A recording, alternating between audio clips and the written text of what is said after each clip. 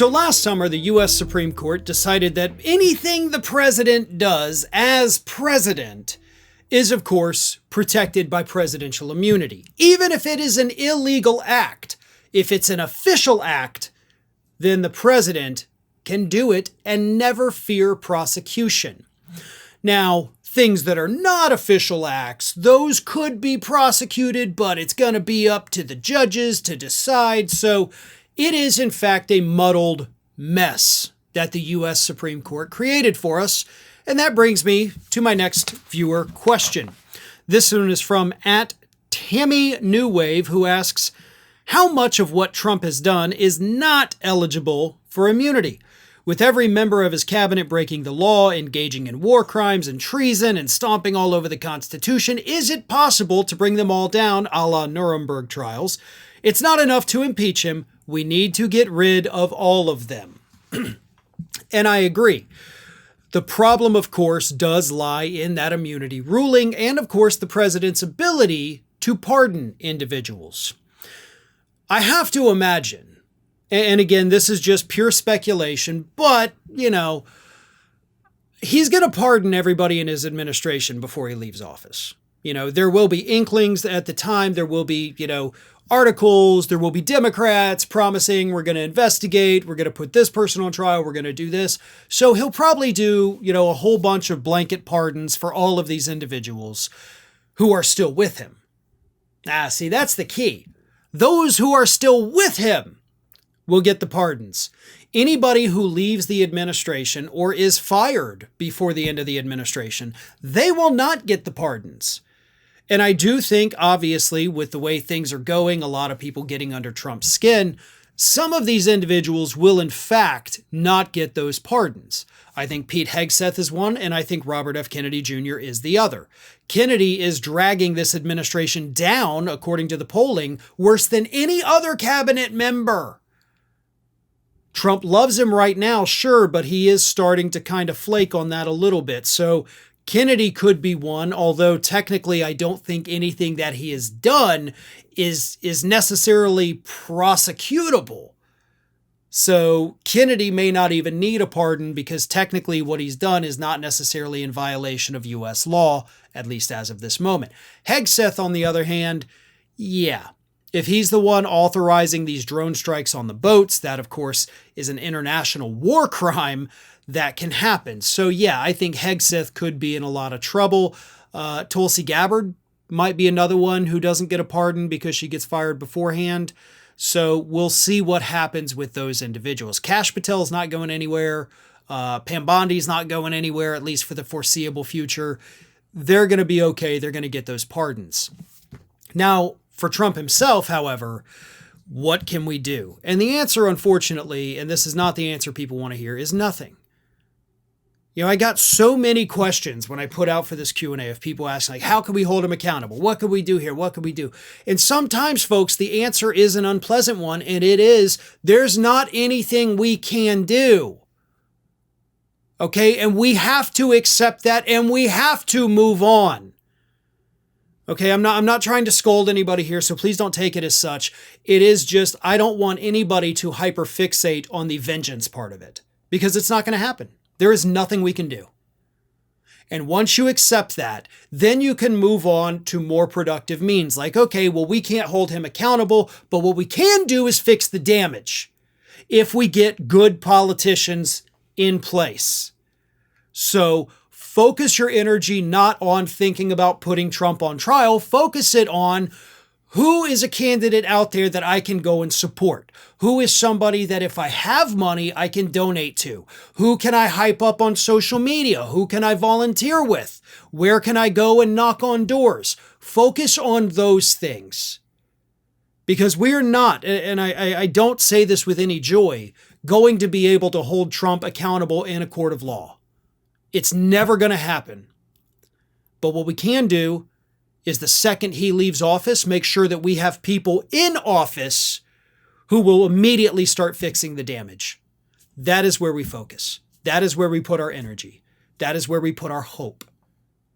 Because that is realistic.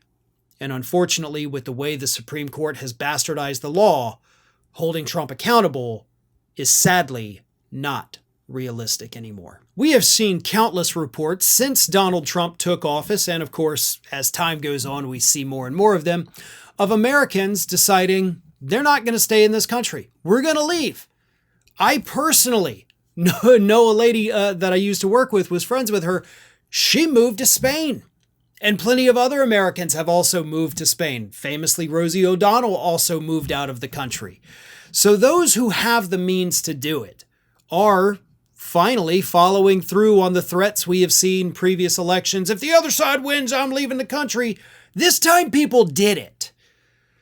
But of course, that's not always an option for folks. And sometimes even leaving your own state isn't even an option. But that leads me to another viewer question. This one is from Lee Saltdragon, who says, I'm begging for informed, intelligent advice from you, because we all know you understand these things better than most. I have special needs children with severe autism. I'm LGBTQIA+. I live within one of these war-ravaged cities that are currently under attack. The leaders of my state and city are doing their best, but I'm starting to feel that it's time to protect my little ones and leave the country. I know it will be hard to do, so that's why I'm asking for advice. Am I just acting out of fright? Should I wait? Not only is it uprooting our lives, but it will mean starting over with therapy and all the things my special needs kids need, so it's really hard and scary. This is a very tough question. And I do think there's a lot of different things to consider. Now, can I sit here and say, nope, stay where you are, or yeah, definitely leave? No. I'm not going to say either of those things. But what I am going to help to do, hopefully, is steer you and anybody else in this situation in the right direction. And let me begin by saying it's different for each and every one of us. Some people, and especially, this particular viewer, LGBTQIA, special needs kids, extremely targeted, right? We are talking about already two very marginalized communities, and you've got them right there in the same household. So yes, what happens from this administration, what comes out of the right in terms of their legislation, it affects you more deeply. So it is difficult for some people to understand. I mean, look at me. I am a, middle class, upper middle class, I guess, white guy, straight white guy. I am like the least marginalized person in the United States. Like, there's no laws anywhere in this country targeting me. Okay, and I want to acknowledge that.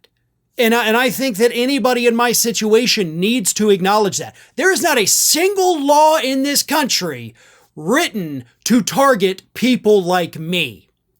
There are laws targeting women. There are laws targeting the LGBTQIA community.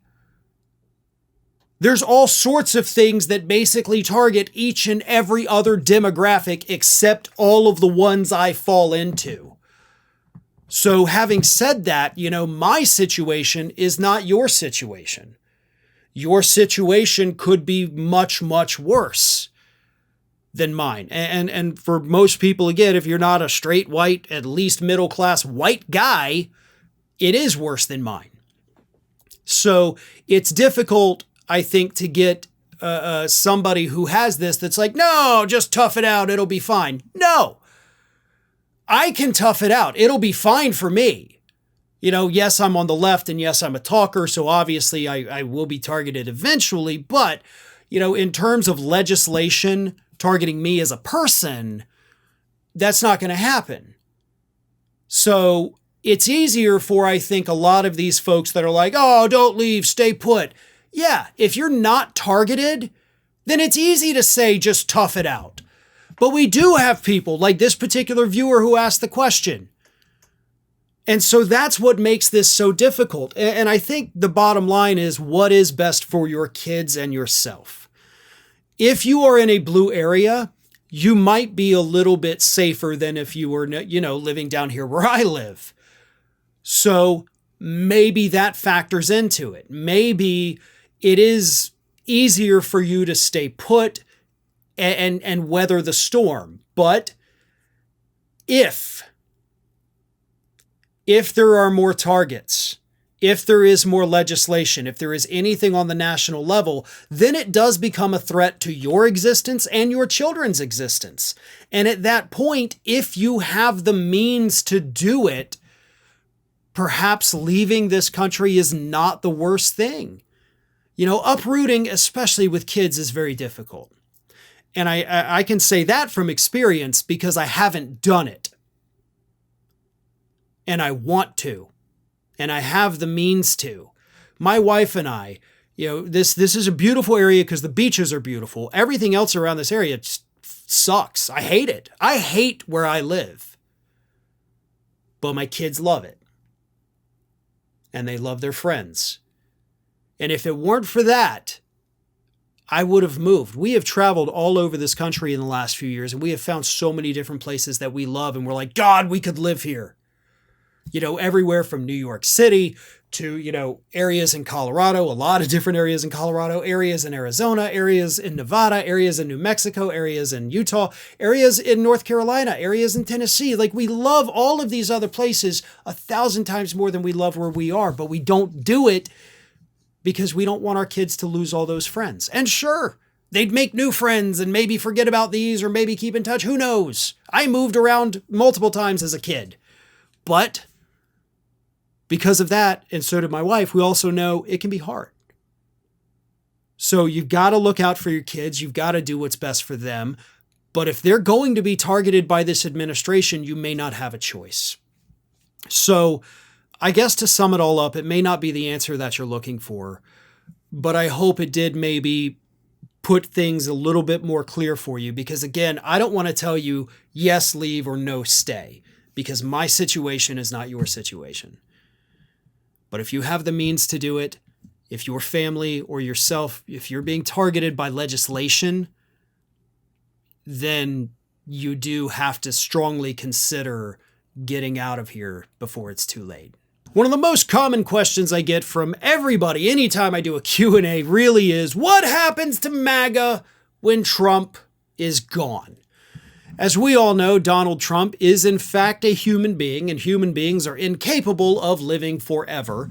So eventually, Donald Trump will no longer be at the head of that MAGA movement. And that leads me to another question. This one is from Your Existence Has Expired 9545, who asks, after Trump's term is over, do you think the MAGA movement will die down, stay the same, or change its face with new leaders? And the answer to that, and I think I have addressed this question many, many times in the past, but it is something I do enjoy talking about, so we'll do it again. It's gone.